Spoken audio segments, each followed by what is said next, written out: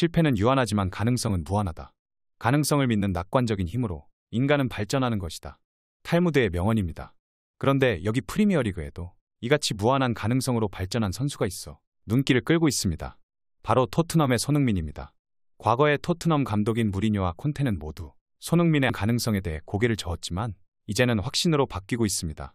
영국 매체도 손흥민의 커리어에 새로운 국면 맞았다며 보도를 했습니다. 이브닝 스탠다드는 손흥민이 엔지 포스테코글루 감독의 최전방 계획으로 다시 태어났다고 전했습니다. 프로 무대에 입성한 뒤 손흥민의 주 포지션은 왼쪽 측면 공격수였습니다. 공격 전 지역을 누비는 다재다능함을 갖췄으나 1순위 포지션은 왼쪽 측면이었습니다. 특히 토트넘엔 해리 케인이라는 확실한 자원도 있었습니다.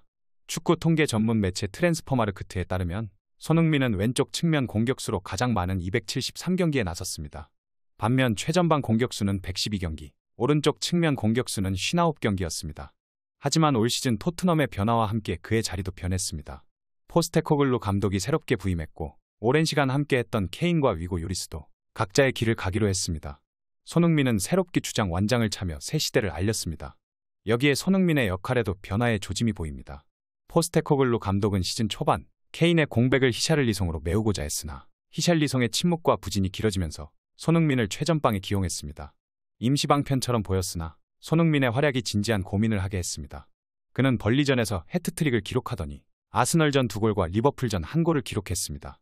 최근 4경기에서 6골을 넣었는데 특히 지난 리버풀전에서는 히샬리송을 왼쪽 측면에 배치하고 손흥민을 중앙에 뒀습니다. 매체는 손흥민과 케인이 프리미어리그에서 가장 치명적인 듀오였다면서 케인의 이적으로 어느 정도 타격은 있겠으나 예상치 못한 결과는 손흥민이 최전방에서 뛸 수 있다는 점이라며 변화를 설명했습니다. 아울러 포스테코글루 감독의 공격 축구 의지를 생각해보면 손흥민은 매주 기회를 얻을 것이라고 덧붙였습니다. 사실 전임 사령탑들도 손흥민을 최전방에 기용했었습니다. 다만 그 당시에는 케인의 부상 등으로 인한 어쩔 수 없는 선택이었습니다. 매체도 조제 무리뉴와 안토니오 콘테 감독의 과거 인터뷰 내용을 함께 실었습니다. 무리뉴 감독은 손흥민이 최전방 공격수처럼 득점하지만 스트라이커는 아니라며 그는 측면 자원이라고 말했습니다. 콘테 감독도 손흥민이 최전방 공격수로 뛰는 걸 봤다며 솔직히 난 손흥민이 지금처럼 측면에서 뛰는 걸 선호한다고 밝히기도 했습니다. 이브닝 스탠다드는 손흥민의 최전방 공격수 변신이 포스테코글루 감독 체제에서 가장 흥미로운 하부 구성 중 하나고 손흥민도 자기 경력에 있어 새로운 국면을 맞이한 것으로 보인다며 변곡점이 될 수 있다고 전했습니다.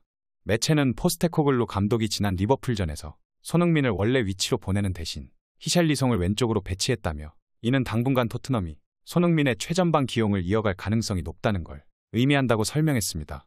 이 같은 손흥민의 최전방 공격수 변신에 전문가들도 골을 많이 넣을 것이라며 인정하고 나섰습니다. 아스널의 레전드이자 프리미어리그의 족적을 남긴 이안 라이트는 손흥민이 이번 시즌에 많은 골을 터뜨릴 수 있을 것이라고 내다봤습니다. 라이트가 이렇게 말한 이유 중 하나는 손흥민 대신 히샬리송이 왼쪽 측면에서 좋은 모습을 보여주기 때문이기도 했습니다. 라이트는 자신이 출연하는 방송인 켈리 앤 라이티 쇼에서 히샬리송은 왼쪽 측면에서 그 역할을 쉽게 할 수 있고 손흥민이 중앙에서 플레이하는 게 토트넘에 좋은 일이 됐다며 이번 시즌 인상적인 마무리 능력을 보여주고 있기 때문에 많은 골을 넣을 수 있을 것 같다고 말했습니다. 시즌 초반에는 히샬리송이 스트라이커로 손흥민이 왼쪽 측면 공격수로 출전했으나 포스테코글루 감독은 히샬리송이 최전방에서 부진하자 손흥민을 스트라이커로 세웠습니다.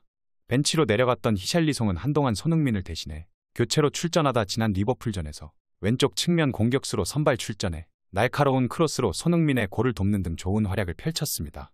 이렇듯 토트넘은 점점 완성된 모습을 갖춰가고 있는데 여기에 토트넘의 주장 손흥민이 9월 한 달 동안 6골을 터뜨리는 괴물 같은 활약으로 통산 4번째 이달의 선수 선정에 도전합니다. 프리미어리그는 공식 홈페이지와 SNS를 통해 2023년 9월 2일 이달의 선수 투표 진행을 발표하면서 최종 후보 7인을 소개했습니다. 9월 한 달 동안 최고의 활약을 펼친 선수를 뽑는 자리에 토트넘 주장 손흥민이 당당히 이름을 올렸습니다. 손흥민은 9월 한 달 동안 리그에서 4경기에 나와 6골을 터뜨리며 최종 후보에 포함됐습니다. 경쟁자들도 모두 좋은 활약을 펼쳤지만 손흥민 활약상에 비하면 다소 빛이 발했습니다. 손흥민은 4경기에서 무려 6골을 터뜨리며 경쟁자 중 가장 많은 공격 포인트를 올렸기에 한국 축구 팬들을 비롯해 많은 팬들이 이변이 없는 한 손흥민이 무난하게 9월 이달의 선수로 선정될 것으로 예상했습니다. 손흥민을 후보에 올린 이유에 대해 프리미어리그는 토트넘의 주장 손흥민이 지난 9월 한 달 동안 중앙 공격수라는 새로운 역할에서 탁월한 활약을 펼쳤다며 그의 6골은 토트넘이 무패 행진을 이어가는 데 도움이 됐고 리그 선두 맨시티보다 단 한 점 뒤진 채 2위로 9월을 마감했다고 설명했습니다. 프리미어리그 7라운드까지 진행된 현재 토트넘은 7경기에서 5승 2무를 거두는 무패 행진을 달리며 디펜딩 챔피언이자 선두를 달리고 있는 맨시티 뒤를 맹추격 중입니다. 손흥민의 활약을 인정하는 지표는 이뿐만이 아닙니다. 7라운드가 끝난 이후 영국 데일리 메일은 손흥민을 파워랭킹 2위에 올렸습니다. 아스널전 멀티골 이후 3위에 올랐던 손흥민은 일주일 만에 자신의 순위를 한 단계 끌어올렸습니다. 매체가 선정한 지난주 파워랭킹 탑10은 홀란드와 모하메드 살라에 이어 손흥민이 자리하고 있었습니다. 하지만 데일리 메일은 이번 주 파워랭킹 2위에 손흥민의 이름을 올리며 토트넘과 마찬가지로 손흥민도 엔제 포스테코글루 감독 밑에서 스트라이커로서 커리어를 보내며 뜨거운 출발을 즐기고 있다고 전했습니다. 또 손흥민은 현재 경미한 부상을 입었지만 폭발적인 속도로 리버풀 수비수들을 제치고 히샬리송의 크로스를 빈 골문에 꽂는 모습을 보여줬다고 강조했습니다. 이어 손흥민은 7경기에서 6골을 넣었으며 새로운 역할을 잘 수행하고 있는 것처럼 보인다고 전했습니다. 이 같은 손흥민의 활약에 현존하는 세계 최고의 공격수인 엘링 홀란드보다 손흥민이 더욱 낫다는 전문가의 놀라운 평가도 나왔습니다. 손흥민이 2015년 토트넘으로 이적하면서 기록한 이적료는 2200만 파운드, 한국 돈 362억 원입니다. 그야말로 최고의 가성비라고 말할 수 있는데 손흥민은 토트넘 유니폼을 입고 최고의 활약을 펼쳤고 토트넘의 전설로 향하고 있습니다. 아시아인 최초로 잉글랜드 프리미어리그 득점왕을 차지했고 지난 시즌까지 7시즌 연속 두 자릿수 득점을 기록하고 있습니다. 특히 올 시즌은 7경기에 나서 6골을 폭발시켰고 득점 2위에 자리하고 있습니다. 또 팀의 주장으로서 최고의 리더십을 선보이고 있으며 손흥민이 이끄는 토트넘은 무패 행진을 달리며 리그 2위로 올라섰습니다. 유럽 무대 200골 돌파라는 금자탑도 쌓았는데 현재 손흥민의 몸값은 8천만 유로, 한국 돈 1140억 원 정도로 평가받고 있습니다. 홀란드는 지난 시즌 맨시티로 이적하면서 6천만 유로, 한국 돈 854억 원의 이적료를 기록했습니다. 지난 시즌 36골로 EPL 한 시즌 개인 최다골 신기록을 세웠고 유럽 축구연맹 챔피언스리그에서도 12골로 득점왕에 올랐습니다. 올해도 어김없이 홀란드의 기세는 이어지고 있는데 올 시즌 역시 8골로 득점 1위에 올라 있습니다. 영국 미러에 따르면 홀란드의 현재 가치는 2억 5천만 유로, 한국 돈 3,561억 원입니다. 세계에서 가장 비싼 선수입니다. 객관적으로 비교하면 손흥민보다 홀란드가 더 나은 선수가 분명합니다. 대부분의 전문가들이 그렇게 판단하고 있지만 반기를 던진 이가 있었습니다. 미국 대표팀 출신 수비수 야뉴스 미칼리크인데 그는 현재 축구 전문가로 활동하고 있습니다. 미칼리크는 ESPN을 통해 올 시즌 EPL 최고의 활약을 펼친 선수들을 꼽았는데 손흥민을 홀란드보다 높은 순위에 위치시켰습니다. 그 이후로 미칼리크는 2200만 파운드의 손흥민이 실제로 홀란드보다 낫다며 모하메드 살라와 함께 EPL 득점왕에 오른 시즌 이후 손흥민은 내가 생각한 대로 하고 있다고 주장했습니다. 그러면서 손흥민은 EPL 최고의 선수고 나는 손흥민이 하고 있는 일을 잃지 않았다는 것을 알았으며 지금 손흥민이 증명하고 있어 기쁘다고 설명했습니다. 상황이 이런 가운데 토트넘이 손흥민의 백업으로 영입한 마너르 솔로몬이 부상으로 이탈하며 최근 가벼운 부상으로 알려진 손흥민이 출전을 강행할 가능성이 커졌습니다. 글로벌 스포츠 매체 디애슬레틱은 토트넘의 공격수 솔로몬이 무릎 부상으로 장기간 결장한다고 보도했습니다. 디애슬레틱은 솔로몬이 반월판 파열로 장기간 결장이 예상되고 훈련 도중 부상을 당했으며 최소 몇 달은 결장할 것으로 보인다고 전했습니다. 이반 페리시치가 전방 십자인대 부상으로 결장하는 가운데 토트넘에는 큰 타격이 될 전망입니다. 매체는 솔로몬이 토트넘의 경력에서 고무적인 출발을 선보였고 솔로몬의 스피드와 돌파를 잃은 것은 토트넘의 큰 손실이 될 것이라고 설명했습니다. 솔로몬은 그간 토트넘에서 백업 역할을 소화하며 쏠쏠한 활약을 해줬습니다. 좌우 윙을 가리지 않고 나서 날카로운 드리블과 크로스 등을 선보였고 지난 벌리전에서는 손흥민과 함께 선발 출전해 손흥민의 해트트릭을 도우며 이 도움을 적립하기도 했습니다. 매체는 솔로몬의 이번 부상으로 토트넘의 공격진 운영에는 확실히 문제가 생길 수 있다고 점쳤습니다.